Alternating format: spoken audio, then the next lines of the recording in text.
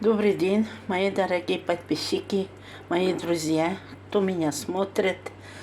Пожалуйста, мои родные, смотрите, я суп на обед готовила. Суп капустный, щи называется, да, по-татарски. Тоже кебесте ашы деп атала. Тоже тегенде кебесте ашы деп аталадыр енді. Вот, смотрите, мне один пользователь сказал, предупреждал, не только предупреждал, а сказал, по-русски говорите. И если по-русски будете говорить, у вас, говорят, подписчики много будет. И много ваши люди много будет смотреть. Так комментарий написал. Ладно, много, мало смотрит.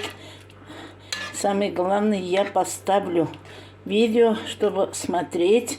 Вот, очень вкусный щи получилось. Смотрите, пожалуйста. Очень вкусный. Все из своего огорода, кроме мяса. Вот, смотрите, это капуста у меня, а это укроп. Сейчас я положу. О, вкуснятины получилось. Вот, смотрите.